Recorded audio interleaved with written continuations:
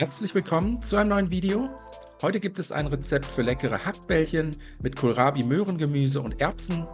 Für die Hackmasse als erstes 500 Gramm Rinderhack in eine Rührschüssel geben, einen Esslöffel Senf, ein mittelgroßes Ei, je einen Teelöffel Paprika, Knoblauch sowie Zwiebelpulver dazugeben. Außerdem eine sehr gute Prise Salz und Pfeffer. Alles einmal gut miteinander verkneten, bis daraus ein kompakter Fleischteig entstanden ist. Und jetzt können wir die Fleischbällchen formen. Ich habe insgesamt 16 kleine Bällchen aus der Masse herausbekommen.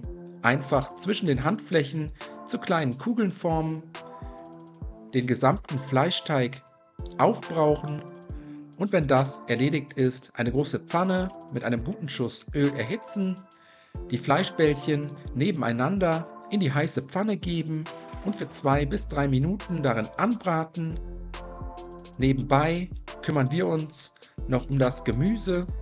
Dafür als erstes 2 bis 3 große Möhren schälen. Wie immer bekommt Cooper natürlich auch eine Möhre ab.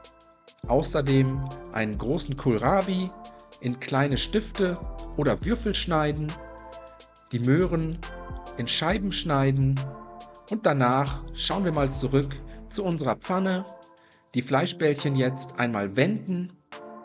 Von der anderen Seite für weitere 2 bis 3 Minuten braun und knusprig anbraten. Und wenn das erledigt ist, die Bällchen erstmal aus der Pfanne heben, auf einen Teller geben und kurz zur Seite stellen.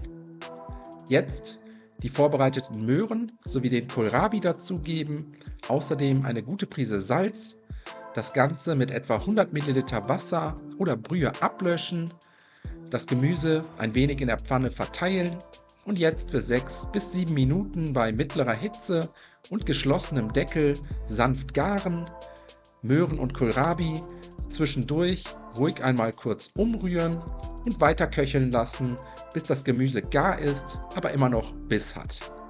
Nebenbei bereiten wir noch die Soße vor. Die besteht im Prinzip nur aus Milch, 1 Esslöffel Speisestärke und 500 Milliliter kalte Milch miteinander verrühren.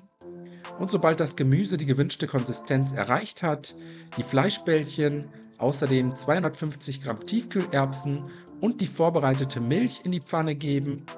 Jetzt alles einmal gut umrühren, zum Kochen bringen und bei mittlerer Hitze für ein paar Minuten köcheln lassen, bis die Fleischbällchen gar sind und die Soße richtig schön cremig ist. Dabei gelegentlich umrühren. Zum Schluss mit etwas Zitronenabrieb, einer unbehandelten Bio-Zitrone sowie Salz und frisch gemahlenem Pfeffer abschmecken. Und jetzt können wir die Pfanne auch schon servieren. Ich hoffe, euch hat das Video gefallen. Ich wünsche euch einen guten Appetit. Viel Spaß beim Nachkochen. Bis zum nächsten Mal.